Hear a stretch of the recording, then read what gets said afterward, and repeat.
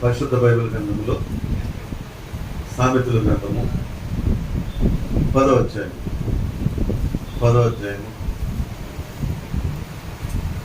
7వ వచనం. నీతిమంతుణ్ణి జ్ఞాపకం చేసుకున్నట ఆశీర్వాదకరమగును. దేవునికి స్తోత్రం. చిన్న ప్రార్థన చేసుకుందాం. సకల ఆశీర్వాదములకు కారణభూతుడా యేసు ప్రభువానికి వందనాలయ్య. సమయంలో ఇంతవరకు పాటలు పాడి కీర్తించి కొనియాడి మిమ్మల్ని స్తుతించాము తండ్రి. అలాగే చెప్పిన సాక్ష్యములలో నీ నామానికి మహిమ కలిగిందయ్యా. ఆరాధనలో మీరు మాతో ఉన్నందుకు స్తోత్రాలు నాయన. నీ వాక్య ధ్యానం చేయించుండగా నీ బిడ్డనైనా నన్ను మరుగుపరిచి నీ ఆత్మనాయన నుంచి గుడి వచ్చిన బిడ్డలతోనూ నాతోనూ మీరు మాట్లాడి బలపరచమని యేసుక్రీస్తు నామంలో ప్రార్థించి అడిగి పొందుకున్నాను తండ్రి. ఆమేన్. హల్లెలూయా. నీతిమంతుని జ్ఞాపకం చేసుకున్నట ఆశీర్వాదం. ఈరోజు మనము ప్రభువునందు ఏర్పరచబడి నీతిమంతునిగా జీవించి గొప్ప పరిచయం చేసినటువంటి ఒక నీతిమంతుని జ్ఞాపకం చేసుకుంటున్నాము. ఆయన జ్ఞాపకం చేసుకున్నట మనందరికీ కూడా ఆశీర్వాదం. ఎవరు ఆ నీతిమంతుడు అంటే మరి పాల్ యాంగిచో గారు. పాల్ యాంగిచో గారు గడిచినటువంటి 14వ తారీఖున ప్రభునందు వారు నిద్రించారు. మరి ప్రపంచంలో అనేక దేశాల్లో ప్రముఖులు రావాల్సింది కాబట్టి 4 రోజులు ఆయన పార్థివ దేహాన్ని ఏర్పరిచి నిన్నటి దినాన్న ఆ కార్యక్రమాన్ని జరిగించారు. మరి ఆ గొప్ప నీతిమంతుల్ని ఈరోజు మనం జ్ఞాపకం చేస్తున్నాం. నీతిమంతుని జ్ఞాపకం చేసుకున్నట ఆశీర్వాదం. దేవునికి స్తోత్రం. మరి ఈ పాల్ యాంగిచో గారి గురించి కొన్ని విషయాలు మనం ఈ రోజున జ్ఞాపకం చేసుకున్నాము. ప్రపంచంలో గొప్ప దైవ సేవకుడు. ఈయన సౌత్ కొరియా దేశంలో పరిచర్య చేస్తున్న వ్యక్తి. ఈయన పరిచర్య ప్రపంచంలో కల్లా అతిపెద్ద పరిచర్య. ఒక ఆరాధనకు ఇంచుమించుగా 10 లక్షల మంది వస్తారు ఒక ఆరాధన. ఇది సరిపడక దాదాపు 6-8 ఆరాధనలు చేస్తున్నారు. అంటే ఒక్కొక్క ఆరాధనకు 10 లక్షలు వేసుకున్నా 8 ఆరాధనలకు 80 లక్షల మంది చర్చకు వస్తారు. వచ్చిన అందరూ కూడా ఆస్వాదించబడ్డ వాళ్ళే. అంటే ప్రతి ఒక్క ఫ్యామిలీకి ఒక కారు ఉంటారు. లక్షల మంది చర్చిలో కూర్చోవాలి. వాళ్ళ వెహికల్స్ పార్కింగ్ ఉండాలి. దాన్ని బట్టి అది ఎంత పెద్ద సంఘమో మీకు అర్థమవుతుంది. మన కాకినాడ జనాభా మొత్తం అంతా కలిసి 5 లక్షల మంది. అంటే ఒక్కొక్క ఆరాధనకు 2 కాకినాడ జనాలు వస్తారు. ఈ గొప్ప పరిచర్య ఆయన ఎలా చేశారు, ఆయన ఎవరు అనేది మనం తెలుసుకుందాము. ఆయన మరి ఈ భారతదేశానికి వచ్చారు. హైదరాబాదులో సువార్త అందించారు. మరి సువార్త మీటింగ్కి నేను వెళ్ళాను. నాకు ఎప్పటి నుంచో ఆయన కలవాలని ఆశ ఉండేది. అయితే ఆయన సువార్త మీటింగ్కి వెళ్ళి ఆయన వాక్యం వినాలని ఆశపడ్డాను. కొన్ని కారణాల వలన వెళ్ళడానికి కొంచెం కష్టమైంది. అంటే చిన్న సమస్య ఎదురయ్యింది. సరే, ఆ సమస్య పరిష్కారాన్ని దేవుడు నాకు చూపించాడు. అంటే ఏమిలా హైదరాబాద్లో మా బంధువుల దగ్గర 5 లక్షలు మేము తీసుకున్నాం. ఒక అత్యవసర పరిస్థితుల్లో వారు నాకు సహాయం చేశారు. అయితే వారికి ఒక నెలలో ఇచ్చేస్తాను అన్న, 1-2 నెలలు అయిపోయింది. అంటే 2 నెలలు దాటిపోయింది. మేము అదే ప్లానింగ్లో ఉన్నాం, కానీ అది బ్యాంక్ నుంచి రావడానికి కొంచెం లేట్ అయింది. హైదరాబాద్లో మీటింగ్ పెట్టారు పాల్ యాంగిచో గారు. మేము వెళితే వాళ్ళ దగ్గరికి వెళ్ళాలి. డబ్బులు తిరిగి పోకుండా మనం వాళ్ళ ఇంటికి వెళ్తే ఏం బాగుంటుంది అనేది ఒక మనసులో బాధ వస్తుంది. అలాగే నేను రారు కదా, మిస్ అయిపోతాను. వాళ్ళ ఇంటికి వెళ్ళకుండా మనం ఇంకొకరి ఇంటికి వెళ్ళి ఆ మీటింగ్కి వెళ్తే తప్పించి తిరుగుతారంట. సందిగ్ధంలో పడిపోయారు. నా బాధ ఏంటంటే ఆయన చూడాలి, ఆయన మాటలు వ్యక్తిగతంగా వినాలని ఆశ నాకు. ఈ విషయం ప్రార్థన చేయగానే దేవుడు మార్గం తెరిచాడు, నాకు 5 లక్షలు అందినాయి. లాస్ట్ రోజు వెళ్ళడానికి దేవుడు కార్యం జరిగించాడు. చివరి రోజున వెళ్ళాం. హైదరాబాద్లో బాగా ఊరి చివరిని పెట్టారు. పెడితే చాలా త్వరగా వెళ్ళిపోదామని అనుకున్నా. ట్రైన్ మధ్యాహ్నం 4 గంటలకు వెళ్ళింది. డబ్బు పట్టుకుని బయలుదేరా. ఫస్ట్ అది ఇంటికి డబ్బు ఇచ్చేసి అప్పుడు మేము మీటింగ్ బయలుదేరాం. సాధారణంగా మనం ఎక్లారిలో లేదంటే అనంతపర్తి గ్రౌండ్లో 5ంటికి ఎవరు రా, 8ంటికి వస్తారు మీటింగ్. మేము 5ంటికే త్వరగా వెళ్ళిపోతాం అనుకున్నాం. 5ంటికే త్వరగా వెళ్ళి 5ంటికి మీటింగ్ గ్రౌండ్కి వెళ్తే ఆయన వేదిక ఏమో కల్పనా బ్రిడ్జ్ దగ్గర ఉంది, మేము ఇక్కడ ఉన్నాం. దారి లేదు, మొత్తం గ్రౌండ్ నిండిపోయింది. ఆ మీటింగ్ ఇంచుమించు కదా 10 లక్షలు 5 జనం వచ్చారు, 6 లక్షల మంది వచ్చారు. ఖాళీ లేదు. నా ఆశ ఏంటంటే ఆయన దగ్గరని చూడాలి, దగ్గర మాట వినాలని అనుకున్నాను. అంతేగా 5ంటికి వెళ్ళిపోతున్నాను కదా అనుకున్నా. 5ంటికి వెళ్ళాలి కాదు, ఆయన దగ్గర చూడాలంటే మనం కనీసం పొద్దున్న వెళ్ళిపోవాలన్నమాట. సరే లేదు, అలా వెళ్ళడం కూడా ఛాన్స్ లేదు. ఎందుకంటే దగ్గర ఉన్న వాళ్ళకి ఎవరంటే వివిఐపి అంత స్పెషల్ కార్డు ఉండాలి, ఆయన దగ్గర ఉండాలంటే. ఆ తర్వాత విఐపి, తర్వాత విఐపి, ఇలా వెళ్తామంటే లాస్ట్ ఎక్కడికి వెళ్ళిపోతాం. దగ్గర ఛాన్స్. నా ఆశ ఏంటంటే దగ్గర నుంచి చూడాలి. నేను, నా భార్య విజయ్కి ఎవరు వచ్చారు నాకు గుర్తులేదు. సరే వెళ్ళాం. చూస్తే ఎక్కడ కనీసం కనబడట్లేదు. ఆయన ఎక్కడున్నారో కూడా చిన్న చుక్కలా కనబడుతున్నారు లైటింగ్. అదే వేదిక అంటున్నారు, స్క్రీన్ మీద కనబడుతున్నాయి. నా ఆశ ఉంది, ఏం చేయాలి ఆశ ఉంది. ఇలా వెళ్ళాం, ఎంటర్ అయ్యామండి. ఇలా ఎంటర్ అవగానే కొంచెం వాడికి ఏం కావాలని బాధపడుతున్నాను. ఒక ఆయన ఎవరు వచ్చారు, వచ్చి డేవిడ్ బ్రదర్ వచ్చి, బ్రదర్ మీరు వచ్చారా? అవునండి అన్న. బ్రదర్ మన తెలిసిన ఒక ఫ్యామిలీ రావాలా, రాలేదు. వివిఐపి పాస్ నా దగ్గర ఉన్నాయి, మొత్తం మీ ఫ్యామిలీ కంటే వెళ్ళకుండా ఉన్నాయి. చెప్పడం కూడా ఏమైంది, పాస్ మన ఆపడానికి ఛాన్స్ లేదు. డైరెక్ట్గా వెళ్ళిపోయి ఆ బారికేడ్ల ముందు కూర్చుని శ్రద్ధగా వాక్యం తెలుస్తుంది. సరే సేకండి మరి అని అనుకున్నాను. ఈ ప్రార్థన ముగించేటప్పటికి మరి లక్షల మంది జనం కదా, మంచి ఆరాధన చేస్తే మంచి వాక్యం ఇప్పటికే గుర్తు చెప్తాను వాక్యం. అయితే ఈ ఆయన ప్రేయర్ అయ్యేటప్పటికే జస్ట్ కారు వచ్చేసిన స్టేజ్ ముందుకి అక్కడ ఎక్కేశారు. ఆ బార్గెట్లు దాటి వెళ్దామని పరిగెట్టాను కానీ కారు వెళ్ళిపోయారు. అప్పటి నుంచి కోరుకుంటుపోయాను, ఎలాగైనా సౌత్ కొరియా వెళ్ళి ఆయనతో ప్రార్థన చేసిన అభిషేకం పొందనుకున్నాను.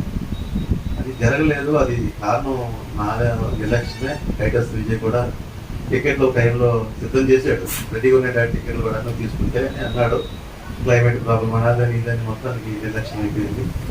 తర్వాత మధ్యలో కరోనా రావడం. సో ఏదైనప్పటికీ నాదే తప్పు అని అనుకోవాలి. అలాగే సంఘం అంతా కూడా ఈ ప్రయాణం కోసం ప్రార్థన చేశారు, పొందలేకపోయాను. ఇది నిరాశగా ఉండిపోయింది. విషయంలో నేను బాధపడుతున్నాను, చాలా బాధపడుతున్నాను. మరి దేవుని చిత్తంలో మరి నేను పనులలో కలుసుకోగలిగితే ఇంకా అవకాశం లేదు. సో ఏదైనప్పటికీ కూడా గొప్ప పరిచర్య చేశారు. అయితే ఆయన ఎవరు అంటే ఒక బౌద్ధ మత కుటుంబంలో పుట్టిన వ్యక్తి. పాలం పిచ్చే గారు ఎవరంటే బౌద్ధ మత కుటుంబంలో పుట్టారు. ఆయన ఈ సౌత్ కొరియా నార్త్ కొరియా రెండు విడిపోతున్న సమయం అది. వీళ్ళ బంధువులు, వీళ్ళ ఆస్తులు, స్థిరాస్తులన్నీ నార్త్ కొరియాలో ఉన్నాయి. వీళ్ళ పుట్టుకను బట్టి సౌత్ కొరియా వచ్చేయాలి.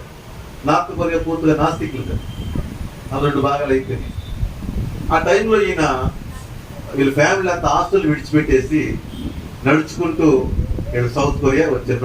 ఆఫ్ఘనిస్తాన్ ఎలా వచ్చేస్తున్నారు అలాగా అందరూ కూడా అక్కడి నుంచి ఈ ప్రయాణంలో తిండి లేక చాలా ఇబ్బంది పడుతూ వచ్చారు. ఈ సౌత్ కొరియాలో చిన్న కాయ కష్టం చేసుకుని అలాగా పెరుగుతున్న టైంలో ఇక 17 సంవత్సరాల వయసు, స్కూల్లో జాయిన్ అయ్యి స్కూల్కి వెళ్తున్నారు. ఈ 17 సంవత్సరాల వయసులో ఆయనకి దగ్గు వచ్చింది. ఆ దగ్గు విపరీతంగా వచ్చి నోటి నుంచి బ్లడ్ కారిపోతుంది.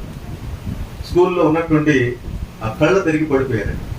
షర్ట్ అంతా బ్లడ్ అయిపోయింది. వాళ్ళు తీసుకెళ్ళి ఆ అమ్మగారు తీసుకెళ్లారు. ఇలా మార్క్స్ పడిపోయాడు. అక్కడ తగ్గడం, నోట్లోంచి బ్లడ్ పడిపోవడం. దీన్ని చూసిన ఆ తల్లిదండ్రులు వెంటనే హాస్పిటల్ తీసుకెళ్లారు. ఆయనకు వైద్యం చేయడానికి తీసుకెళ్తే స్కాన్ చేసిన తర్వాత ఎక్స్రేలో ఆయనకి టీబీ అని తెలిసింది. ఆల్రెడీ ఒక లంగ్స్ పోయింది. రెండవ లంగ్స్ కూడా ఒక 5% వెళ్ళిపోయింది, కొద్దిగా మాత్రం మిగిలింది. దాంట్లో పరీక్షించి చెప్పిన విషయం ఏంటంటే, ఈ అబ్బాయి నెల రోజుల కంటే ఎక్కువ బ్రతకడు డిసైడ్ చేశారు. గుండె కూడా వాచిపోయి ఉండిపోయింది, 3 వంతులు అయిపోయింది, ఇంకేం లేదు, ఒక చిన్న శాతం మాత్రం ఊపిరితిత్తులు ఉన్నాయి. ఇంక గట్టిగా బతికితే ఇంక నెల ఒకటి. రెండవది ఇది క్షయ వ్యాధి. ఈ క్రిములు ఇతరులు సోకినా కూడా ప్రమాదం కాబట్టి ఈ అబ్బాయిని తీసుకెళ్ళి మీ ఇంటికి సమీపంలో ఎక్కడ దూరంగా పెట్టుకోండి అని డాక్టర్లు సలహా ఇచ్చారు. ఈ పాలెంచగర్ తీసుకుని ఏం చేశారంటే, వాళ్ళ ఇంటి ముందు వచ్చిన తాటాకు పాకేసి ఆ తాటాకు పాకులో పెట్టేశారు.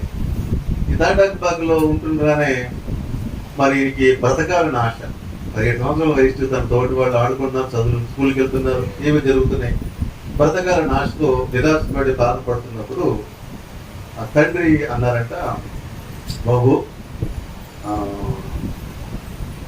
ఇవేమి మనం చేయలేము, మన వల్ల ఏం కాదు అని ధైర్యం చెప్పే ప్రయత్నం చేస్తే, వాళ్ళ మత గురువులు కూడా వచ్చి వాళ్ళు కొన్ని మాటలు చెప్పారు.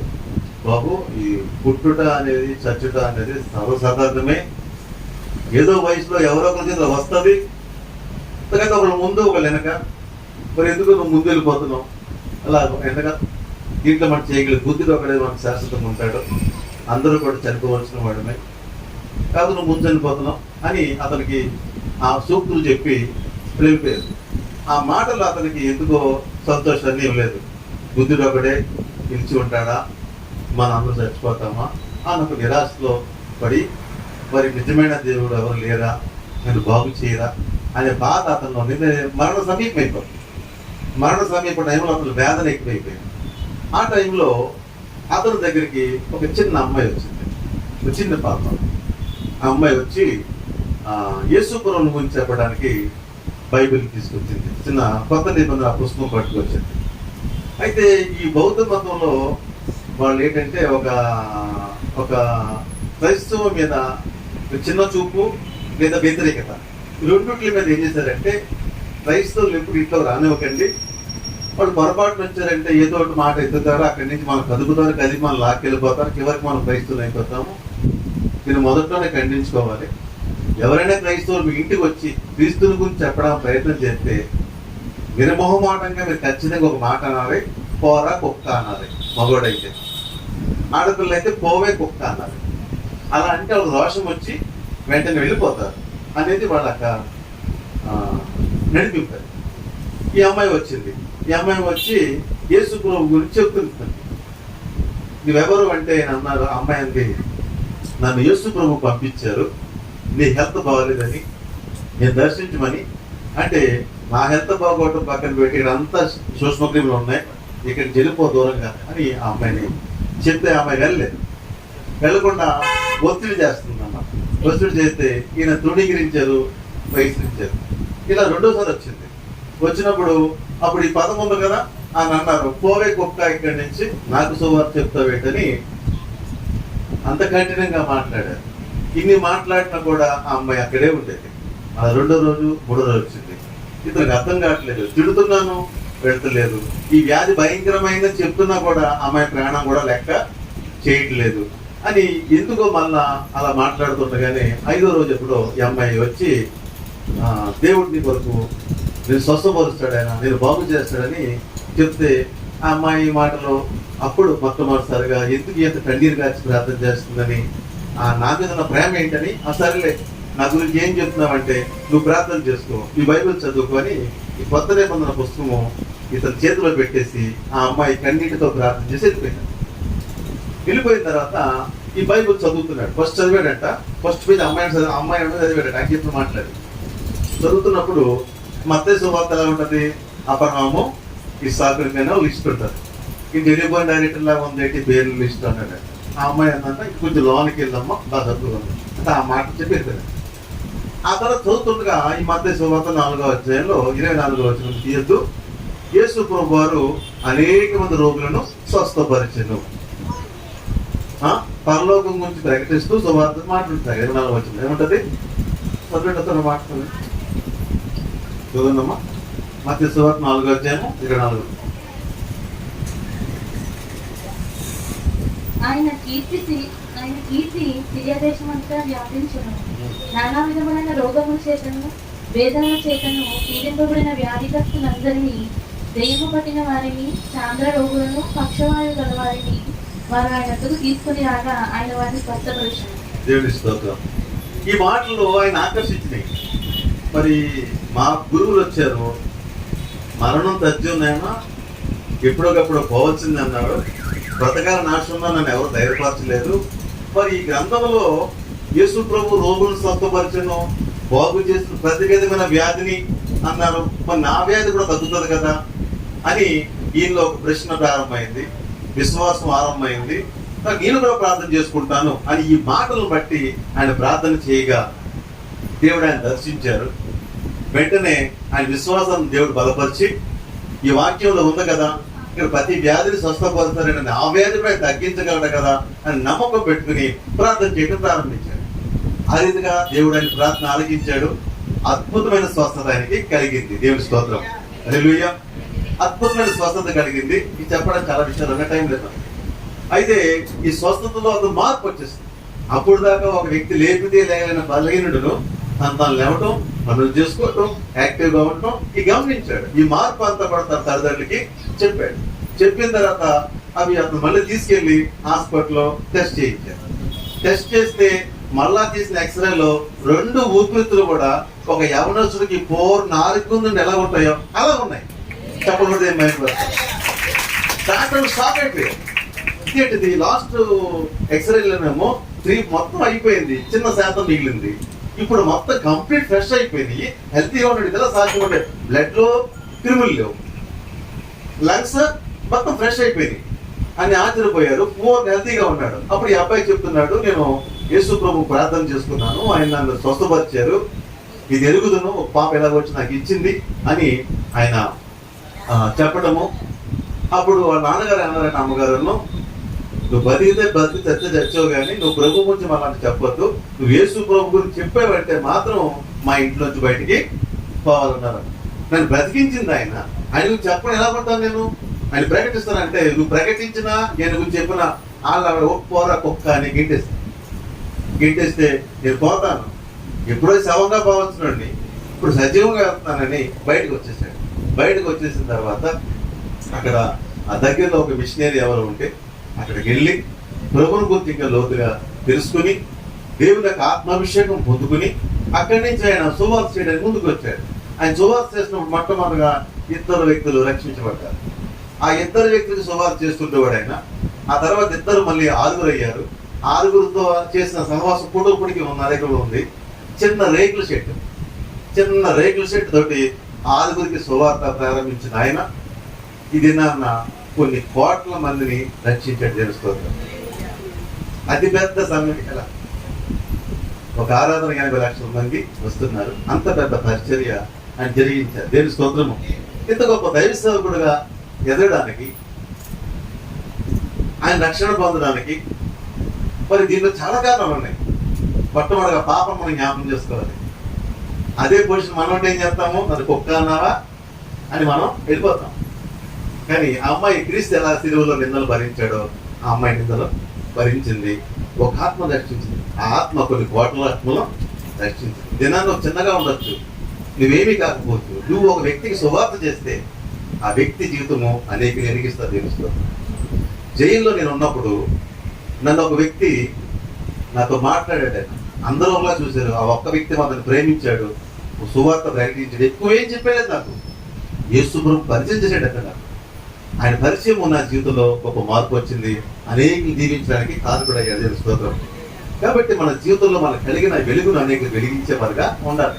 చిన్న పాప చేసిన సువార్త ఆ పాలన విచారంలో గొప్ప స్వతంత్ర మాత్రమే కాదు, కానీ కొన్ని కోట్ల మంది రక్షించడానికి కారకుడైన దాదాపు 120 దేశాల్లో గొప్ప సువార్త అందించారు. దానిలో భాగంగానే హైదరాబాద్ రావడం జరిగింది. దేవుని స్తోత్రము. అయితే మరి పాలన గారి ప్రసంగాలు ఎలా ఉంటాయి, ఆయన బోధ ఎలా ఉంటుంది అని మనం గమనిస్తూ ఉంటే నాకు చాలా మంది చాలా బోధలు చేస్తూ ఉంటారు. ఒక్కొక్క నడిపింపు, వాళ్ళ ఆత్మ అనుభవం, వాళ్ళ నడిపింపు ఒక రకంగా ఉంటాయి. ఒకరినొకరు పోల్చుకోలేము. ఒకరు నడిపింపు ఒకరు ఎక్కువ అని చెప్పలేము, తక్కువని చెప్పలేము. కాబట్టి బిల్లి గ్రహం గారి బోధలు ఒక రకంగా ఉంటాయి, రకరకాలుగా ఉంటుంటాయి. ఈ పాల్ యాంగిచో గారు చెప్పే బోధ దేవుడు నాకు నేర్పినట్టు బోధ ఈక్వల్గా ఉంటాయి, దగ్గరగా. నేను సమానం అనలేదు కానీ మాకు మ్యాచ్ అవుతాయి. అంటే నాకు దేవుడు మొదటి నుంచి ఎలా చెప్పుకుంటూ వస్తున్నాడో అదే విధంగా పాల్ యాంగిచో గారు నడిపిస్తున్నాడు. నేను ఆ బోధలో అది హైదరాబాద్లో విన్నప్పుడే కానీ పుస్తకాలు చదివినప్పుడు కానీ ఒకే లీడింగ్ అనమాట. అంచేత ఆయన బోధ నాకు ఇష్టము, ఆయన యొక్క విశ్వాసం నాకు ఇష్టము. ఇలా నేను ఆయన ద్వారా కొన్ని విషయాలు నేర్చుకున్నాను బుక్స్ ద్వారా. అవన్నీ మీకు కొత్త టైంలో మనం వివరిస్తాను, నేర్చుకోండి. పాల్ యాంగిచో గారి ద్వారా నేను నేర్చుకున్నది ఎక్కువ ఏంటంటే విశ్వాసము. హైదరాబాద్ మీటింగ్లో నేను నా భార్య ఉన్నాము, పిల్లలు ఉన్నారు. పిల్లలు ఎంతవరకు గుర్తించారు ఇది చిన్న పిల్లలు కదా, అంటే కరెంట్ ఎప్పుడు అప్పుడు తిరిగి పాంప్లెట్ రాశాను నేను. అయితే ఆయన చెప్పిన కొద్ది మాటలు మాకు ఆశ్చర్యం అనిపించింది. ఇంటికెంత గొప్ప అయ్యాడనిపించింది. హల్లెలూయా. విందాం ఈ రోజున యోహాను రాసిన సువార్త 6వ అధ్యాయం.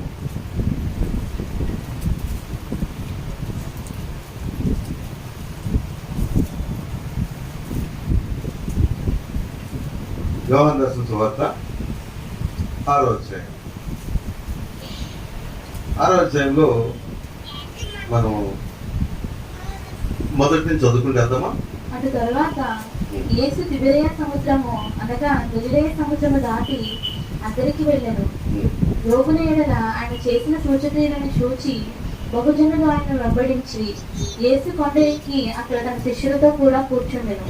అప్పుడు పస్కా అను యూదుల పండుగ సమీపించెను. కాబట్టి యేసు కనులెత్తి బహుజనులు తన ఎదురుకు వచ్చేది చూచి వీరు భుజించుటకు ఎక్కడ నుండి రొట్టెలు కొని తెప్పించమని పిలుపుని అడిగిన గాని ఏమీ చేయనయుండెనో తానే ఎరిగి ఉండి అతని పరీక్షించుటకు అలాగడిగాను. అందుకు ఫిలిప్పు వారిలో ప్రతివాడును కొంచెము పుచ్చుకొనుటకైనను 200 దేనారముల రొట్టెలు చాలవని ఆయనతో చెప్పాను.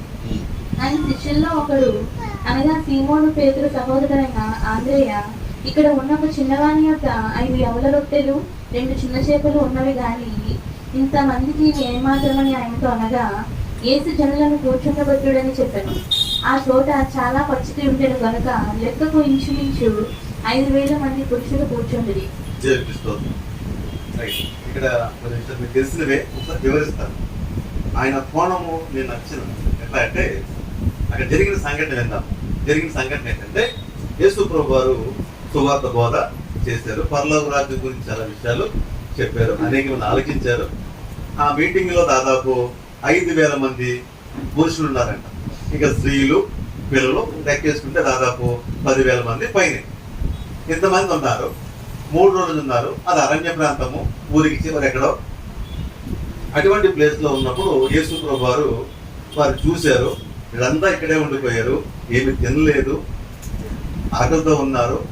వీళ్ళకి ఏదైనా భోజనం పెడితే బాగుంటుందని ఆయన మనసు కనిపించి యేసు ప్రభు 12 మంది శిష్యుల్లో మొట్టమొదటిగా ఫిలిప్పుని పిలిచి అడిగారట. ఫిలిప్పు, మరి వీళ్ళు భోజనం చేయడానికి మనం ఏదైనా ఆహారం ఏర్పాటు చేస్తే బాగుంటుందేమో అన్నారట. అప్పుడు ఫిలిప్ ఏమన్నాడంటే, అవును ప్రభు, మరి బాగానే ఉంటుంది. కాబట్టి ఇక్కడ ఇంచుమించుగా ఒక 5,000 మంది పురుషున్నారు ప్రభు, ఇక స్త్రీలు మరి 5,000 మంది ఇంటూ మనిషికి 50 రూపాయలు వేసుకున్నా 5 50 ఇలాగా ఎంత అవుతుంది? మొదలు పెడితే మీరు త్వరగా లెక్క వేసుకోండి కదా. లెక్కలు నాకు పూర్వం అమ్మా ఎంత 2,50,000 నాకు అందించండి. 2,50,000 ట్రాన్స్పోర్టేషన్కి వచ్చి మన అడవిలో ఉన్నాము, అక్కడి నుంచి రావాలి. సో ఇదంతా క్యాల్కులేషన్ చేస్తున్నాడు. క్యాల్కులేషన్ చేస్తుంటే యేసు ప్రభు చూస్తున్నాడు అనమాట. పరిశీలనగా అడిగాడని చెప్తున్న వాక్యం. తర్వాత ఇందులో ఆయన శిష్యుడు ప్రభు ఆయన వచ్చాడు.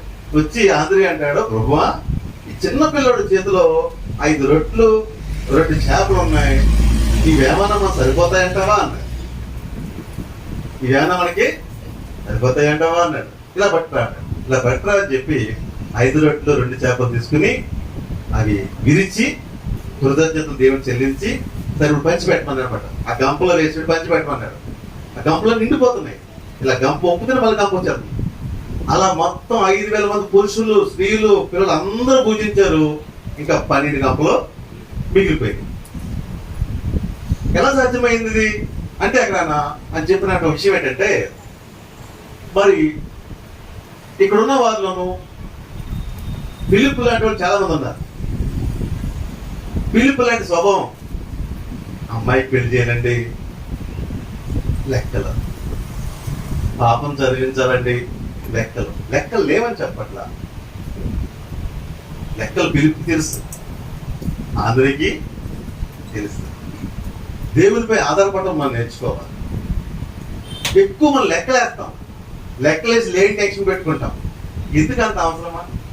ప్రభు మీద ఆనుకో, ప్రభు మీద ఆనుకోపడు, ఆయనే కార్యం చేస్తారు కదా. ఈ విషయం నేర్పిస్తుంది.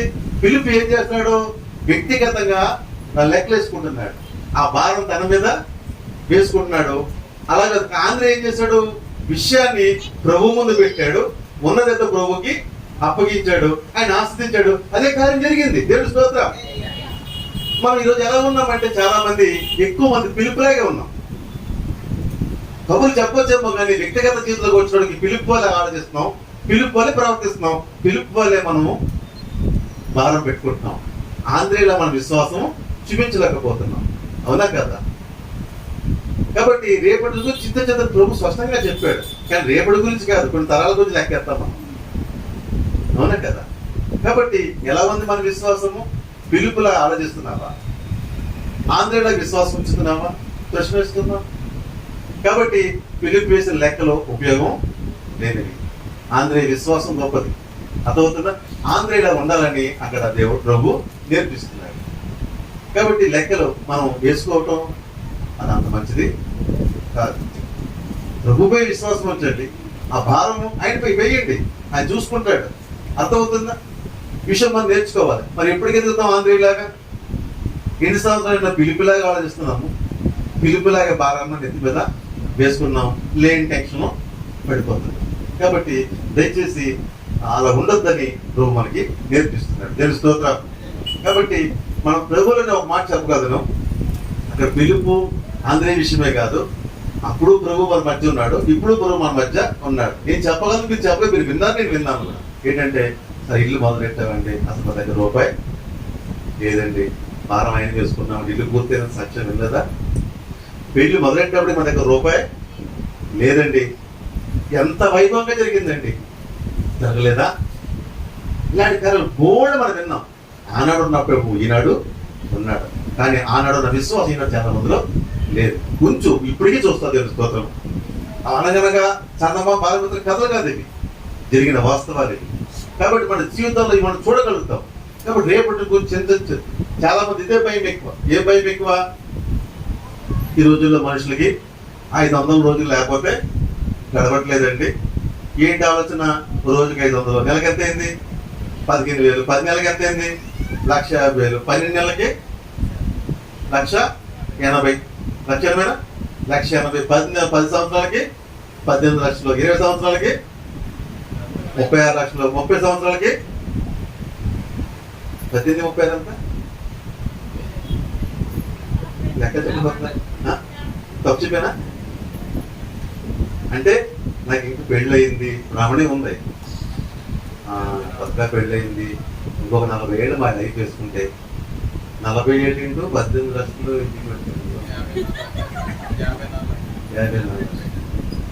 54 లక్షలు ఎలా సంపాదించాలని ఇప్పుడు లెక్క ఎత్తావా?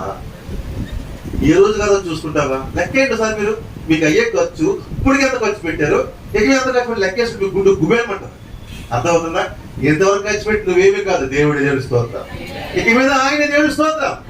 ఎందుకు చింత, ఎందుకు భయం, ఎందుకు టెన్షన్? అన్నీ జరుగుతాయి. హల్లెలూయా. ఆలోచించేసి నేను ఈరోజు ఉన్నాడు. ఇది ఆదాయించమని అనిపించే విశ్వాసం. దేవుడి స్తోత్రం. కాబట్టి విశ్వాసంలో మంచి కోణాలు. పాలయించగల విషయంలో ఈయన బైబిల్లో ఒక కొత్త కోణాన్ని తీసుకొచ్చాడు. విశ్వాసంలో ఒక కొత్త కోణం ఏమిటంటే పాలయించగలదు. ఆయన స్పష్టంగా అడగమంటాడు దేవుడు. ఏదైనా స్పష్టంగా అడగాలి. ఈయన సువార్త చేసిన టైంలో ఈయనకి సైకిల్ లేదంట. సైకిల్ లేదని ప్రార్థన చేస్తున్నాడు. దేవుడు సైకిల్ ఇవ్వట్లేదు. అడుగుతున్న ప్రభు చాలా అయిపోయింది ప్రభు, నేను సైకిల్ అడిగాను ఎవరదంటే నువ్వు ఏ రంగో చెప్పలేదు కదా అన్నాడు దేవుడు అన్నాడు. మీరు ఏ రంగో చెప్పలేదు కదా. అవును ప్రభు రంగు చెప్పాలి కదా. అప్పటికి ఆ ఊర్లో ఒక ఆయన మిషనరీ గారు అమెరికా ఆయన, ఆ అమెరికా సైకిల్ తిరుగుతున్నాడు ఆయన. ఈయనకి ఆయనకి ఇష్టం ఆ సైకిల్ అంటే. నాకు పలానా రెడ్ కలర్ రంగు పలానా బ్రాండ్ నాకు కావాలి ప్రభు అన్నాడంట. ఓకే నేను ఇస్తాను అన్నదంట. ఈ కొద్ది నెలల తర్వాత అమెరికా మిషనరీ ఆ దేశం విడిచి వెళ్ళిపోతూ ఈ సైకిల్ ఇంట్లో ఉంది. ఇది ఏం చేయాలని ప్రార్థన చేసుకుంటే దేవుడు ప్రేరేపించి ఆ ఊరి చివర ఒక ఆయన ఉన్నాడు కదా, పాలెంకి ఒక వ్యక్తి ఉన్నాడు, ఇది పట్టికి ఆయనకి ఇచ్చామన్నట్టు నేను ఇస్తాను అంతే. ఒక నెల రోజులు ఏమొచ్చి సైకిల్. అంతకుముందు ఏం చేస్తాడు, స్పష్టంగా ప్రార్థన చేయలేదు. అదే చెప్తాడు, స్పష్టంగా నువ్వు ప్రార్థన చెయ్యాలి. అప్పుడు దేవుడు అనుగ్రహిస్తాడు చెప్తున్నాడు. తర్వాత కుర్చీ అడిగాడట. కుర్చీ అడిగితే కూడా ఈయన ఏ కుర్చీయో చెప్పలేదు. రౌండ్ తిరిగే కుర్చీయా అంత స్పష్టంగా అడుగుతాడట. అప్పుడు చెప్పాడు, అనుభవం ఉంది కదా నాకు ఇలా గిరగర తిరగల కోరిక, అలాంటి కుర్చీ వచ్చింది. ప్రతి విషయంలో కూడా ఇది నాకు స్పష్టంగా కావాలి అడిగాడు. అది వాచి కూడా అలా ఈ బోర్డు ఉంది మీ సాక్షి ఇదిగోండి ఆయన పుస్తకం, ఇదిగో ఎప్పుడో కొన్న పుస్తకం ఇది, ఇప్పుడు కొత్తగా కూడా కొన్నాను వాళ్ళని చూడండి. చాలా ఆత్మీయంగా మనం ఎదుగుతాము దేవుని స్తోత్రం. ఈ రీతిగా ఒక స్పష్టమైనటువంటి నీలో ఒక అడిగితే ఉండాలి. ఇది అడిగేసాం అయిపోయిందని కాదు, నీకు స్పష్టంగా కావాలి. ఎలా కావాలి ఏంటి అడుగుతాడు దేవుడు, దేవుని స్తోత్రం. కాబట్టి ఆ రీతిగా ఆత్మీయంగా అభివృద్ధి చెందాలని అడుగుతున్నాడు. ఇంకా పాలెంకి గారి యొక్క ప్రసంగాల్లో నేను నేర్చుకున్నవి మనం తెలుసుకోవాల్సినవి కొన్ని ఉన్నాయి. ఏంటంటే అబ్రహాము జీవితాన్ని దేవుడు చూపిస్తాడు. అబ్రహాముకి పిల్లలు లేరు. అబ్రహాంకి పిల్లలు లేరు. అయితే అబ్రహాముకి వయసు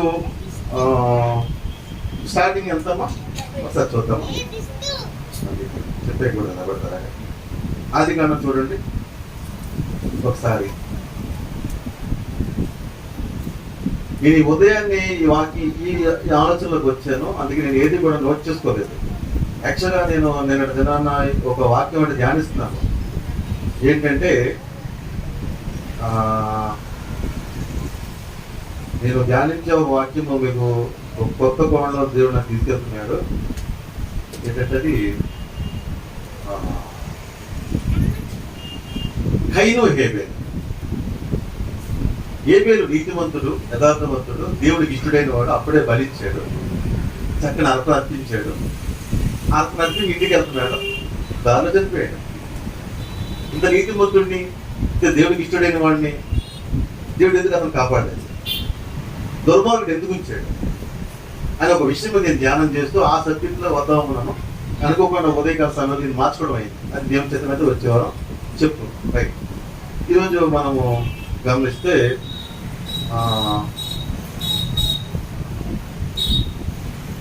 ఆది కాండం 15 అధ్యాయం. ఈ 15 అధ్యాయంలో ఓకే 75 ఏళ్ళు. ఈ 17 అధ్యాయం వచ్చి ఎంతమంది ఎంతమందికి 12 అధ్యాయం వచ్చి 75 ఏళ్ళు. ఎవరికి? అబ్రహాంకి. సారాకు 65. 10 ఏళ్ళు తేడా కదా రైట్. ఈ 17 అధ్యాయం వచ్చిన బహుశా ఇతనికి ఒక 85 వచ్చి వచ్చేమనుకున్నాం. సరే 85 క్యాల్కులేట్ చేసుకున్నారు అసలు రైట్. నా మాట నిల్చోండి రైట్. ఇప్పుడు అబ్రహాము దేవుడు వెంబడిస్తున్నప్పుడు అబ్రహాముకు ఒక బాధ. ఏంటి బాధ? 15 అధ్యాయం తీసారా ఏమన్నాడు?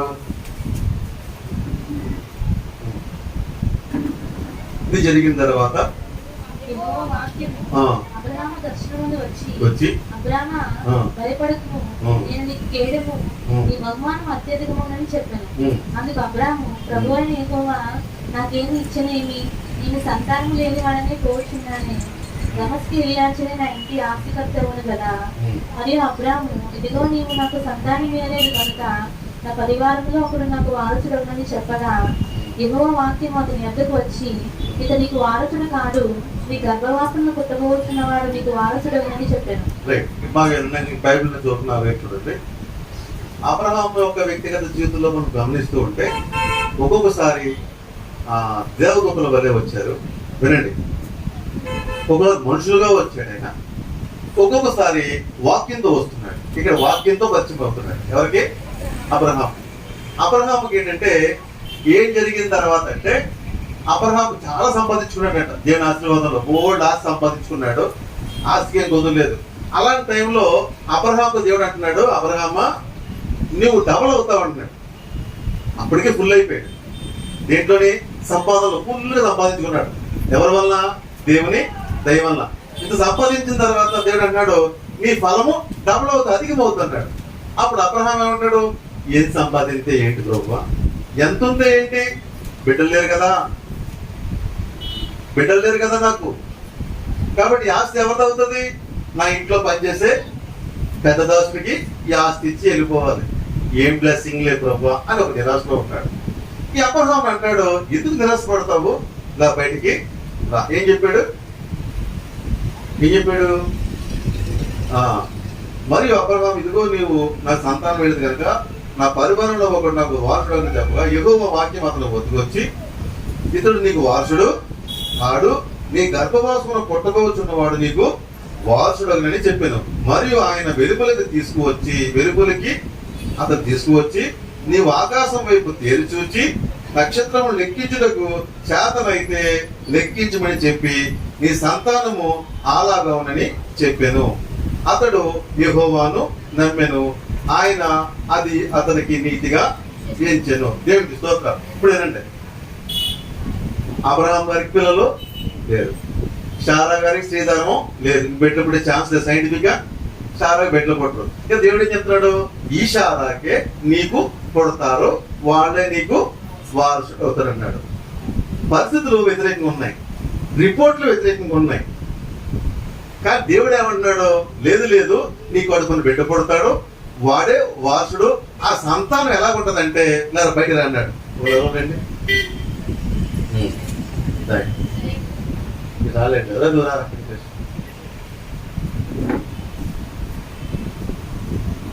అడుగుచ్చు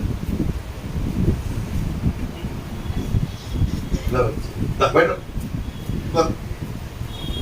పైకి చూడు, చూద్దాం పైకి చూడు, ఏం కనబడుతుంది? ఆకాశం దాట ఇంకా ఏంటి? ఆ నక్షత్రాలు కూర్చో.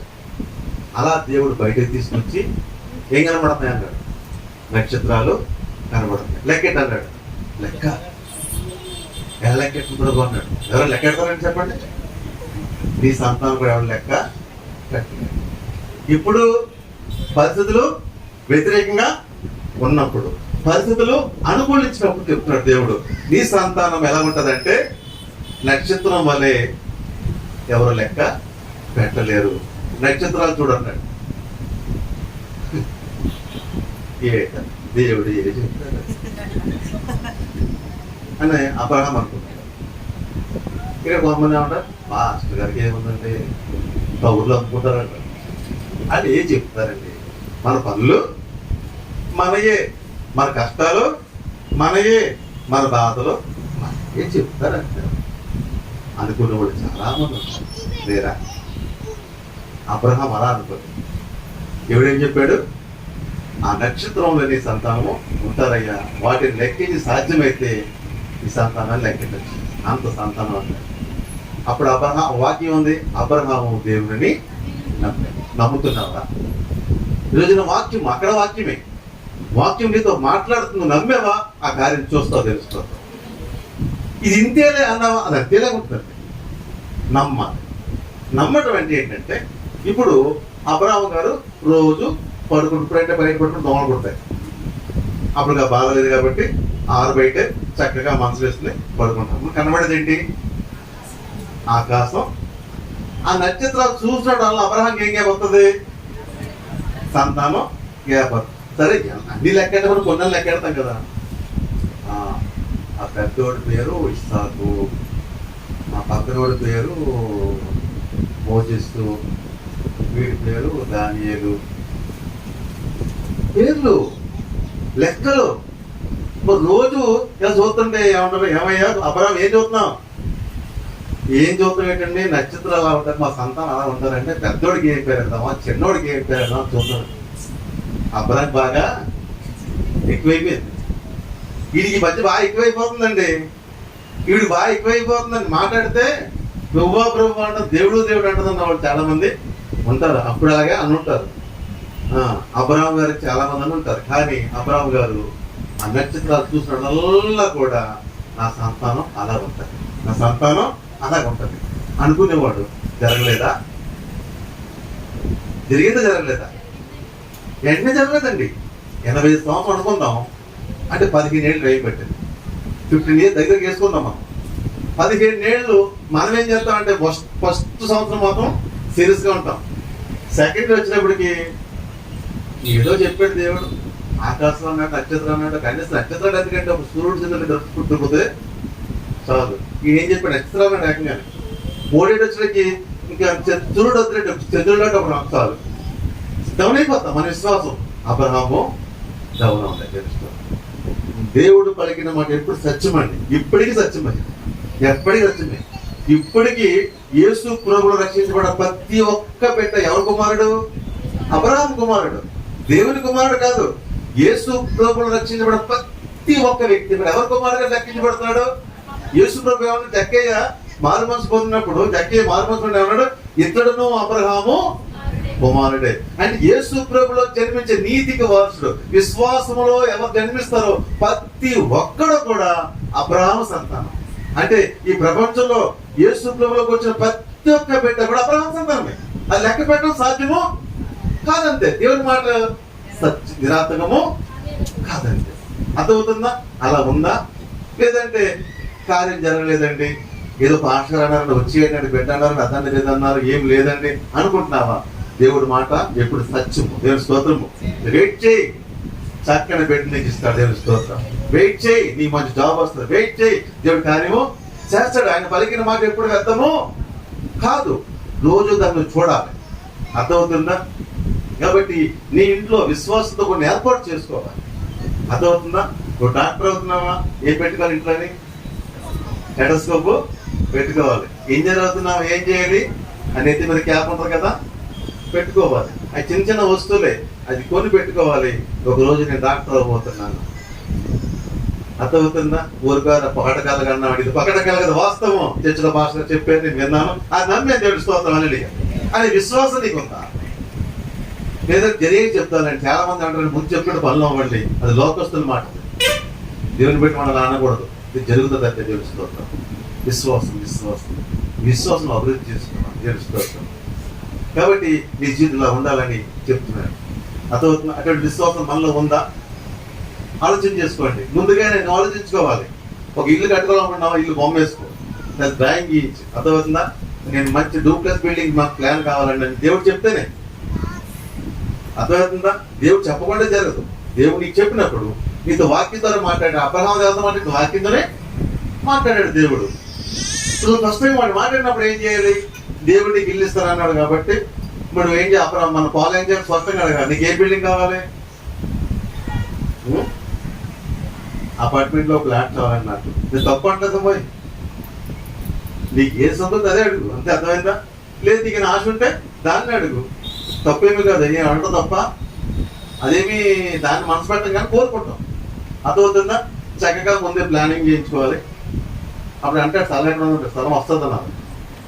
ఇంటి దగ్గర ప్లాన్ గీయంటే దేవుడు నాకు ఇల్లు ఇస్తాడు కాబట్టి మంచి ఇల్లు ఎలా ఉండాలంటే ఇలా ఉండాలి అని చేసుకుని ఆ ప్లాన్ కానీ ఇంట్లో పెట్టుకోవాలి. రోజు దాని వైపు చూడాలి.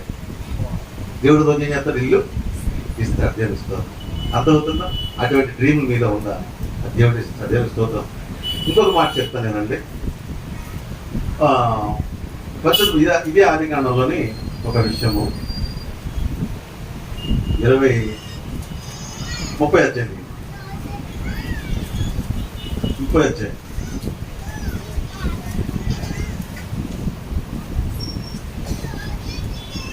అధ్యాయంలో తర్వాత చదువుకోండి. 30 అధ్యాయంలో మీరు 25 వచనం నుంచి 43 చదువుకోండి. అక్కడ వృత్తాంతం చెప్పేస్తాం. మ్యాటర్ ఇప్పుడు నా వైపు చూసాను. ఇంటిగా చదువుకోండి, తర్వాత చూడండి. ఇక్కడ చూస్తే మనకి కాన్ఫిడెన్స్ పట్టకపోతే జరిగిన సంఘటన ఏంటంటే, యాకోబు గారు తన మామైన లాభం దగ్గర పనిచేశారు. ఎవరి నిమిత్తము? తను ప్రేమించిన రాహేలు కూడా. అలా మొత్తం మీద 14 ఏళ్ళు పనిచేశాడు. ఇంకా ఉండమన్నాడు, అక్కడ ఉన్నాడు. యాకోబు వెళ్ళిన తర్వాత తన మాంగారు ఆస్తి డబుల్ అయిపోయిందండి. యాకోబు గారు చేసే పని ఏంటంటే గొర్రెల్ని మేపడం, ఈ పని. ఇది కొద్దిగా ఇచ్చిన గొర్రెలు కాస్త ఈ యాకోబు గారు రాగానే చాలా పెరిగిపోయినాయి, విస్తారం అయిపోయినాయి. ఇంక యాకోబు గారికి పెళ్ళయింది, పిల్లలు పుట్టారు అంటున్నాడు మావయ్యతోటి. మరి మావయ్య మరి వెళ్తాను, చాలా కాలం అయిపోయింది వచ్చి ఇక్కడికి, కాబట్టి ఏదైనా ఇస్తే తీసుకుని వెళ్తాను, ఇంత కావాలేదు పని చేశాను కదా, నువ్వేమిస్తే అది కూర్చుంటాను అన్నాడు. మావయ్య కొంచెం తెలివైనడు, ఇక్కడ పోతా ఆస్తి కొట్టుకుపోతాను అన్నాడు అని మొత్తం మీద ఏదో రకంగా లెక్కేసుకుని, సరే ఏం చేయమంటావు అన్నాడు. నీకు తెలుసు కదా ఎంత ఆస్తి ఇచ్చానో ఏంటనేది, ఎంత సంపూర్తి చేసావు నీకు తెలుసు, బట్ ఏదో ఇయ్యన్నాడు. ఇయ్యండి ఎలాగే ఉంటావు, ఎంత ఇమ్మంటావు అన్నాడు. అప్పుడు ఆ మధ్య లెక్క వచ్చి ఒక ఒప్పందం ఏంటంటే, సరే మరి ఈ పెంచుకున్న ఈ గొర్రెలు మేకలు ఉన్నాయి కదా, ఇందులో మచ్చలు చారులు ఉన్నాయేమో నాకు ఇచ్చేయి, చారులో మేక ప్లెయిన్గా ఉన్నాయి వెయ్యి, ఇక మీద నుంచి పుట్టే ప్రతిదీ కూడా ఇక నుంచి సరే అబ్బా నీకు ఇస్తాను, దానికి మంచి మాట చెప్పు, ఇక మీద మన గొర్రెల్లో కానీ మేకల్లో కానీ ఏదైనా ఆ చారంతో పుడితే నీయే, చారం లేకుండా పుట్టే ప్లేన్ కూడా నాయి ఒప్పందం. ఇప్పుడు ఏం చేయాలి, మళ్ళీ గొర్రెల్ని పెంచాలి. అర్థమవుతుందా? ఈ మాంగారు ఏం చేశాడంటే, బాబు యాకోబు చాలా ప్లాన్ ఉన్నాడు, ఈ గొర్రెలకి మేకలకు ఉన్న టాలెంట్ ఏంటంటే అది ఒక చారంతో అయితే పుట్టే పిల్లలు కూడా చారంతో పుడతాయి, ఎందుకైనా అని చెప్పేసి 3 రోజుల ప్రయాణం దూరం తీసుకెళ్ళి వేరు చేసేసి ఓన్లీ ప్లెయిన్గా ఉన్న గొర్రెల్ని యాకోబు గప్పు చెప్పారు. యాకోబుకి ఏం గప్పు చెప్పారు అంటే, ఆడ మగ కూడా ప్లెయినే, చారలో లేవు. ఆ మాంగారు ప్లానింగ్ ఏంటి, ఇందులో ఏ ఒక్క చారదన్నా పుట్టేది మన చారతోనే పుడతారు కాబట్టి ఈ జాగ్రత్తగా చారు లేని రావాలని చెప్పి 3 ప్రయాణం వేరే అయిపోయారు. ఇప్పుడు యాకోబు గారేమో ఈ పెంచుతున్నాడు. ఈయన అని చెప్పి దేవుడిచ్చిన జ్ఞానం కదా, ఈయన ఏంటంటే ఈయన పెంచుతున్నటువంటి మేకల్ని గొర్రెలను తీసుకెళ్ళి ఈ నీళ్లు తాగినప్పుడు, అవి నీరు దాటినప్పుడు ఈ దేవుడిచ్చిన జ్ఞానంతో చెట్టుకి చారలా పెట్టాడట. అది తొక్క తీసేసి ఆ చెట్టు ఎలా పడుతుంది, చారలు కనబడతాయి. మనం చెట్లన్నీ కూడా డిజైన్ లా కనిపిస్తుంది. అని నడిచినప్పుడు దారిలోని ఈ ప్లానింగ్ అంతా చేసి పెట్టాయి. ఇది కూడా ఈ మేకలు గొర్రెలు నీళ్ళు తాగటం, ఆ చెట్టుని చూడటం, ఆ చారలు చూడటం చూసి ఏంటంటే అవేమి చూస్తున్నాయో అలాంటి పిల్ల పుట్టాయి. అద్భుతంగా జరిగిపోయింది. పుట్టే పిల్లలు ఏం పుడుతున్నాయి, అన్ని చారలే. మాంగారు బతిపోయింది. ఇది ఎక్కడ పాత్ర బాబు, మనం ప్లాన్ అయితే వాళ్ళకి మాస్టర్ ప్లాను వేసేయడం చెప్పేసి చూస్తే మొత్తం విస్తారణ పుట్టేసిందండి అంతా. ఈ జ్ఞానం ఎవరిది, దేవుడిచ్చిన జ్ఞానం. అద్భుతంగా మరి ఆ రోజు నాకు ఉంటాయి నేరుస్తోంది. అందుకే దేవుడు మీకు గర్భాన్నిస్తే చక్కగా ఇంట్లో మంచి ఫోటోలు పెట్టుకోవాలి, ఆ పిల్లల ముఖాలని చూడాలి. అలా ఇస్తాడు దేవుడు. అర్థమవుతుందా? ఇది ఆ సూత్రం మీద వాస్తవం అంటే అర్థమవుతుందా? నువ్వు పొద్దునే ఎవరి ముఖం చూస్తున్నావో ఆ రోజు ఎవరి ముఖం చూస్తావు అలాగే గుర్తుపడతావు. అర్థమవుతుందా? అంతే. ఇంకా ఏం చేయాలంటే మంచి చక్కని పిక్చర్స్ని పెట్టుకోవాలి. మొదటగా దేవుడు మంచి పెట్టినమని మీ ప్రార్థనలో ఉండాలి. అలా దేవుడు ఇస్తాడు. దేవుడి స్తోత్రం. ఆ రీతిగా ఈ అధ్యాయం చూస్తే దేవుడు అద్భుతము జరిగించాడు. కాబట్టి మీ జీవితంలో ఇప్పుడు ఏమి ఉండాలి, మీ హృదయంలో కూడా ఏమి ఉండాలి, మీ ఇంటి ముందు ఏమి ఉండాలి, ఎదురు ఉండాలి ఆ ఫొటోస్ బిడ్డల మాటకే కాదు, ఒక ఇంజనీర్గా, ఒక డాక్టర్గా నువ్వేం కోరుకుంటున్నావో అది నీ కళ్ళ ముందు ఆ దర్శనము ఉండాలి. అది నీకు కనబడాలి. ఇప్పుడు కూడా నేను ఎప్పటికైనా డాక్టర్ అవుతాను, ఎప్పటికైనా నేను ఇంజనీర్ అవుతాను, ఎప్పటికైనా నేను ఈ స్థితిలో ఉంటాను, నా స్టేజ్ ఇది అని ఒక దృఢసంకల్పం నిలవ ఉండాలి. దాన్ని చూస్తూ ఉండాలి. అలా నువ్వు అభివృద్ధి చెందుతావు. దేవుడి స్తోత్రం. ఇది నేను కొద్దిగా చెప్పాను. పుస్తకాలు కొనుక్కోండి, మంచివి పోలని చదువుతారు. ఇలాంటి చాలా నడిమి ప్లానింగ్ ఉంటాయి. దేవుడి స్తోత్రం. కాబట్టి అలా నువ్వు చేసినప్పుడు చాలా మార్పు వస్తుందని ఈ అధ్యాయం ద్వారా ఎన్నో విషయాలు వాళ్ళకి చెప్పడం నేను ఎంతో నేర్చుకున్నాను. దేవుడి స్తోత్రం. కాబట్టి నీ ఊహలు, నీ డ్రీమ్లు కూడా ఉన్నతంగా ఉండాలి. అక్కడ పరిస్థితులు ఎలా ఉన్నాయి, వ్యతిరేకంగా ఉన్నాయి, కానీ నువ్వు ఊహించుకోవాలి. వాస్తవానికి అక్కడ చాలాగా పుట్టేటువంటి పరిస్థితులు లేవు. అక్కడ దేవుడిచ్చే జ్ఞానంతో అక్కడ ఏర్పాటు చేసుకున్నాడు, జరిగింది. కాబట్టి దేవుని ఎందుకు నువ్వు చూడాలి, ఊహించుకోవాలి. ఇంకా 2-3 మాటలు చెప్పి నేను ముగిస్తున్నాను. మరొక విషయం ఏంటంటే, ఈ పాలెం జగన్ ప్రసంగంలో ఒకసారి ఆయన దగ్గరికి బట్టల వ్యాపారి వచ్చాడు. బట్టలు అమ్ముడవట్లేదండి, నాకు అసలు వ్యాపారంలో ఏమీ లేదు, ఈ మధ్య నాకు కొత్తగా ఒక ఆయన ఆపోజిట్లో ఒక ఎక్కాడు, అది పెట్టిన కాడి నుంచి కూడా నా వ్యాపారం డల్ అయిపోయింది. అప్పుడు దాకా వ్యాపారం బాగుండేది, నా ఆపోజిట్లో ఒక కొత్తగా షాప్ తీసి వాడు పెట్టాడు, కస్టమర్లు అందరూ వాడే వెళ్ళిపోతున్నారు, నాకు కొంచెం డల్ అయిపోయిందండి, అసలేం బాగాలేదండి అన్నాడట. అన్నప్పుడు ఈ పాలెం గారు అన్నారంట, ఆ వ్యక్తి నుంచి నువ్వు ఏమనుకున్నావునంట, కొత్తగా వ్యాపారం చేయడం పెట్టాడు కదా, నీ ముందే పెట్టాడు, ఇప్పుడు ఏమనుకున్నావు అన్నట్టు, రోజు వాడిని తిడుతున్నాను, రోజు వాడిని తిడుతున్నాను, రోజు వాడు ఇది ఎప్పుడు పోతాడా చూస్తున్నాను, ఇది ఎప్పుడు నాశనం అయిపోతాడో చూస్తున్నాను అన్నాడట. అలా జరగదు బాబు అన్నాడు. జరగదు, ప్రతిరోజు కూడా షాప్ వేయగానే వాడిని బాగుండాలని కోరుతాం. ఎవరు బాగుండాలని? కొత్తగా పెట్టినాడు బాగుండాలి, వాడు అభివృద్ధి చెందాలని కోరుకోమన్నాడు. ఇదేంటంటే ఫార్ములా అన్నాడట. అవునాయన, ఎందుకంటే అబ్రహాముతో దేవుడు చెప్పాడు ఏంటంటే, నిన్ను ఆశీర్వదించే వారిని ఆశీర్వదించను, నేను శపించే వారిని శపిస్తాను అన్నాడు. అంటే దేవుని ఆశీర్వాదంలో వాడు ఆశీర్వదించబడుతున్నాడు. అతను నువ్వేం చేయాలి? ఇప్పుడు ఆశీర్వదిస్తే నీవేమవుతావు? నువ్వేం చేస్తావు అని చెప్పిస్తున్నావు, నువ్వేమవుతావు? ఇప్పుడు శపించబడతావు. ఇది సూత్రం అన్నట్టు. అర్థమవుతుందా? ఈ సూత్రం నమ్మాడు, ఎందుకంటే వాక్యం చెప్తుంది కదా. అప్పుడు రోజు ఇక్కడ షాప్ ఏం చేస్తున్నాడు, గాడ్ బ్లెస్ యూ, ఎవరిని ఇలా కొద్ది రోజులు ఆయన బాగుండాలి, God bless you, God bless అంటే దేవుడు ఇతను బ్లెస్ చేయడం మొదలు పెట్టినట్టు తెలుస్తుంది. అర్థమవుతుందా? కాబట్టి అందుకు ఇంగ్లీష్ మంచి పదం ఎక్కువ వాడు ఇంగ్లీష్ వాడు అందరూ కూడా గాడ్ బ్లెస్ యూ అంట. అంటే నువ్వంతా దీవించలేక ఉంటావు, నువ్వు దీవించబడతావు. కాబట్టి ఈ రోజున మీరు దీవించగలుగుతున్నారా? ఎదరోళ్ళు ఎవరన్నా బాగుంటే మనం తిట్టుకుంటా కూర్చుంటున్నారా? వాళ్ళు దీవిస్తున్నారా? వాళ్ళు ఆశ్రయించబడిన వ్యక్తి ఎవడన్నా నీ ముందుంటే వాడు బ్లెస్ చేయి, ఆ బ్లెస్సింగ్ నీకు కూడా వస్తుంది. ఎందుకంటే దేవుడు చెప్తాడు, అబ్రహాము అన్నాడు, అతను ఆస్వాదించేవాడిని నేను ఆస్వాదించేది. కాబట్టి అలా బ్లెస్ చేయడం నేర్చుకోవాలి. ఎప్పుడైతే బ్లెస్ చేయడం మొదలు పెట్టాడో నెమ్మదిగా షాప్ వల్ల రేజ్ అయిపోయింది, ఇద్దరు సమానంగా ఉంటున్నారు దేవుని స్తోత్రం. కాబట్టి ఎవరిని బట్టి దూషించే స్వభావం మారిపోకూడదు. ఇంకొక విషయం నేను చెప్తున్నాను. ఈ పాలెం గారికి ఒక ఫ్యామిలీ వచ్చింది. ఫ్యామిలీ అంటే మంచి రాయల్ ఫ్యామిలీ, మంచి ఫ్యామిలీ. కానీ వాళ్ళ అమ్మాయి లోకంలో పడిపోయింది, చదువుల్లో వెళ్ళి పాపంలో పడిపోయింది, లోకంలో పడిపోయింది. ఇంకా ఆమె అనేక మంది పురుషులతోటి పిచ్చమే తిరిగేస్తుంది. ఈ విషయాన్ని తల్లిదండ్రులు చేసి ఎంత చెప్పినా కూడా అమ్మాయిలో మార్పు రావటం లేదు. అందరూ అంటున్నారు, మీ అమ్మాయి బాగుంటాడు, అబ్బాయితో కనిపించింది, అక్కడ కనిపించింది చెప్తుంటే తలదించిన పరిస్థితి వస్తుంది. చాలా బాధ వస్తుందంట. చాలా బాధ వస్తే ఇంట్లో తల్లి తండ్రి వాళ్ళ ఫ్యామిలీ అంతా కూడా ఒకటే అనుకునేవారంట, ఇది ఎప్పుడు చస్తుందా, ఇది ఎప్పుడు చచ్చిపోతుందా, మేము ఆనందిస్తాం అంతే. ఇది బతుకున్నంత సేపు మా తల దించుకోవడమే ఒక బతుకు.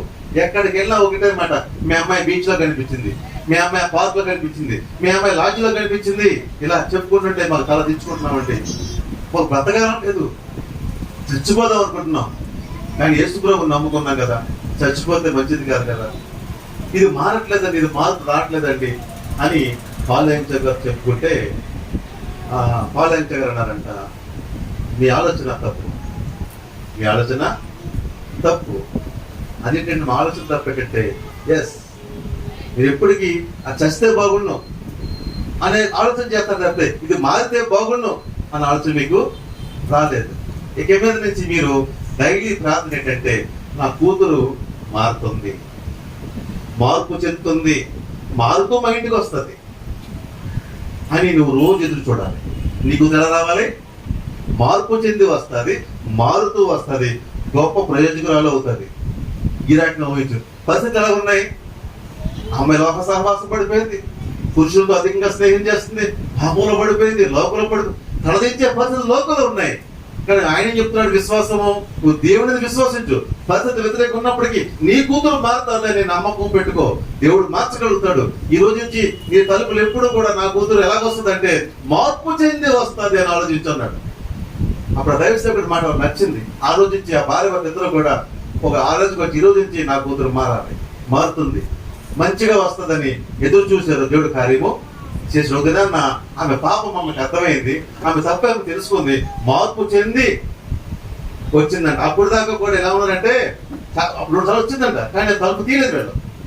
అప్పటికి అంత ముందు 2 సార్లు వచ్చింది. వచ్చి అమ్మ తలుపు కొడితే మా ఇంటికి ఎందుకు వచ్చేవే నువ్వు చస్తే బాగుండదు చూస్తున్నావని చాలాసార్లు గింటి వేస్తారు, తలుపు కూడా తీయలేదు.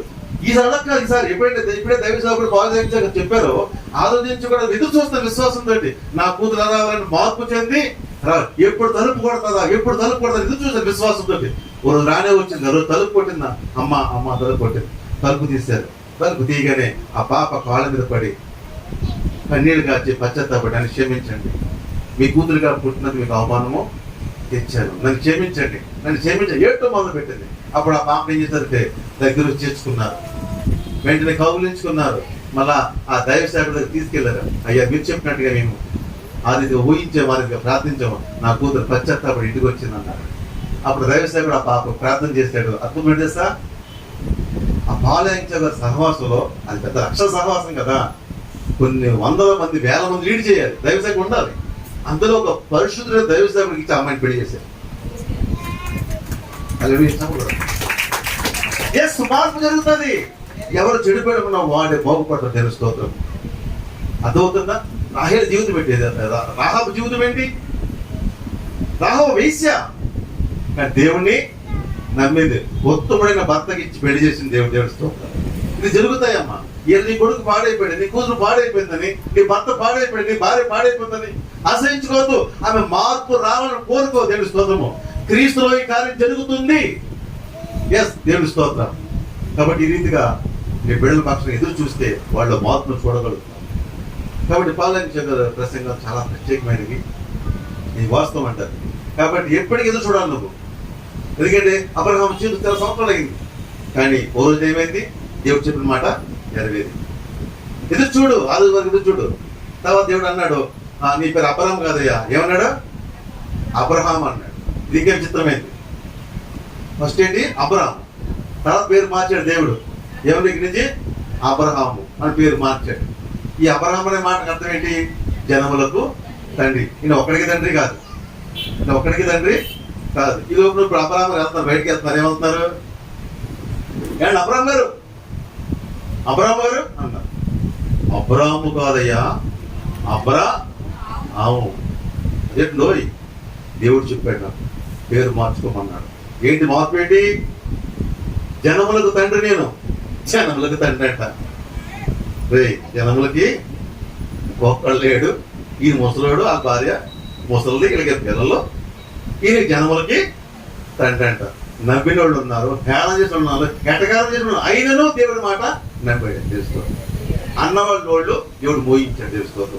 వృద్ధాపిలో బిడ్డలు పుట్టారు, గొప్ప సంతతి నాకు ఇది తెలుసుకోవద్దు. ఇది చెప్పుకోవాలి బయట. అర్థమవుతుందా? ఇప్పుడు మనమే చెప్తాం చెప్పనా?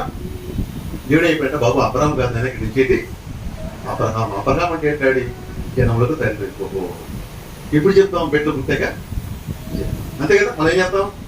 ఈ మాట ముందు చెప్తే నవ్వుతారు, అందరూ హేళన చేస్తారు. బిడ్డలు పుట్టిన తర్వాత ఈ మాట చెప్తాం అనుకుంటా. అబ్రహాం అలా చేయలేదు. ఎక్కడికి వెళ్ళినా కూడా అబ్రహాం అని చెప్పాడు. ఈ మాట కూడా ఒక మాట చెప్తాను ఏంటంటే, ఈ సాతాను చాలా సులువుగా డైవర్ట్ చేస్తాడు. ఈ రోజుల్లోని మీ పేరులో అక్షరాలు మార్చుకొని బ్రతుకులు మారుతాయని వచ్చి చాలా మంది ఉన్నారు. అప్పుడప్పుడు టీవీలో కార్యక్రమం వస్తాయి. ఈ పాటలు బాగా చెప్పారు, అబ్రహాం అన్నారు కదా, ఈయనేమో నా పేరులో హెచ్ తీసి ఐ పెట్టమన్నాడు, ఇది కే తీసి బి పెట్టమన్నాడు, కాబట్టి అని చెప్పి వాడికి వెళ్ళి ఏ ప్రయోజనము లేదు. అర్థమవుతుందా? ఈ దేవుని ఆశీర్వాదంలో ఉందో తప్పితే పేరు మార్పులో వచ్చింది కాదు. దేవుడు పేరు మారుస్తాడు ఆయన మార్చమంటే. అర్థమవుతుందా? అంతేగాని ఎవడో నెంబరింగ్ ఉండు ఏదో పేరు చెప్పేసి జాతకం చెప్పేసి నువ్వు పేరు మారితే మీ అబ్బాయి బతుకు మార్పు, ఏమి మార్పు దేవుడు ఆశ్రయించిన అతను బతుకు మారాలి. దేవుడి స్తోత్రం. చివరిగా ఒక మాట చెప్పి నేను ముగిస్తున్నాను. మరి ఒక భార్య భర్తలు ఉన్నారు. ఈ భర్త వేరే చోట పని చేయడానికి వెళ్ళాడు.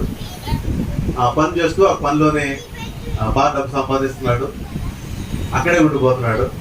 ఆ పనిచేసే ఊర్లోని ఒక పరాశ్రీతో సంబంధం పెట్టుకున్నాడు.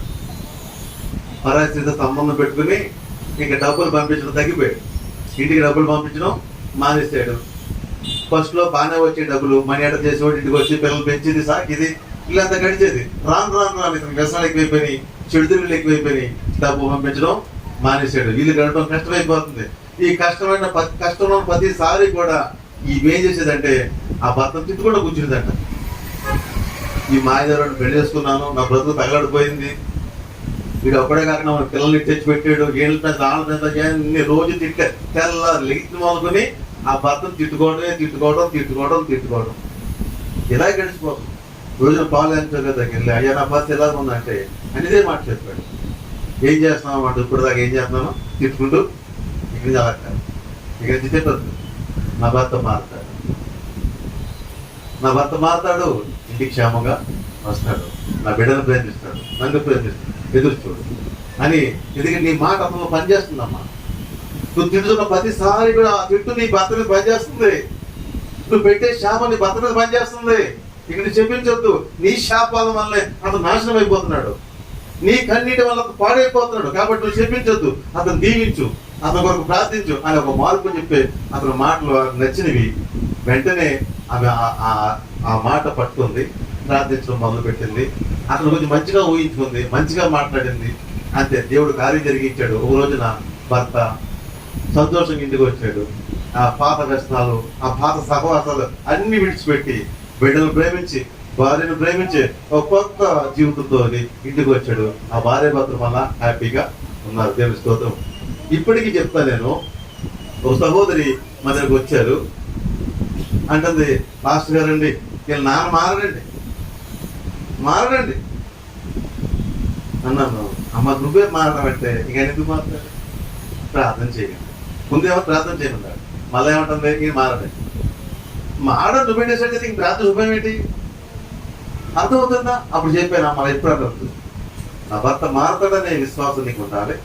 ఆ రీతిగా ప్రార్థన చేయడం కోరుకోవాలి నువ్వు. అంటే నువ్వే డిసైడ్ చేసేసి మళ్ళా నువ్వే ఆయన మారట్టదన్నమాట అంట కదా.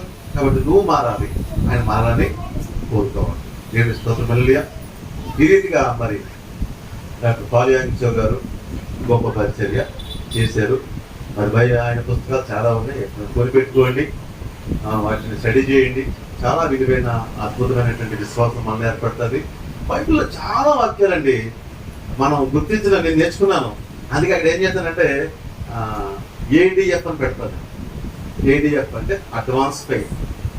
జరగకపోయే ముందే మనకు విశ్వాసాన్ని ఉపయోగించుకోవచ్చు. ఇప్పుడు టైం లేదు, టైం అయిపోయింది. కాబట్టి మీరు వాక్యం చదివినప్పుడు ఆయన కోణం చదివితే వాక్యం మన విశ్వాసం ఎదుగుతుంది, మనం అర్థమవుతుందా? కాబట్టి అలాంటి విశ్వాస జీవితం ఏదో నేను నేర్చుకున్నాను, అనేది కార్యం జరిగించాడు. దేవుని స్తోత్రము. కాబట్టి అటువంటి గొప్ప దైవ సేవకుడు ఈ రోజున మన మధ్య లేరు. అయితే ఆయన రాసినటువంటి పుస్తకాలు, ప్రసంగాలు ఉన్నాయి. వాటి ద్వారా మనం చైతన్యపడతాము. ఆయన ఒంటరిగా వచ్చాడు. ఆయన ఈరోజు కొన్ని కోట్ల ఆత్మ సంపాదించి గొప్పగా దేవుల్లో ఆయన వాడబడ్డాడు. కాబట్టి మనం కూడా ఆయన జ్ఞాపకం చేసుకుంటే ఈరోజు మనకి ఇది ఆశీర్వాదం. నీతి మందిని జ్ఞాపకం చేసుకుంటా మనకి ఆశీర్వాదకరం. దేవుడి మాటలను దీవించిన కాక ప్రార్థన చేసుకుందాము.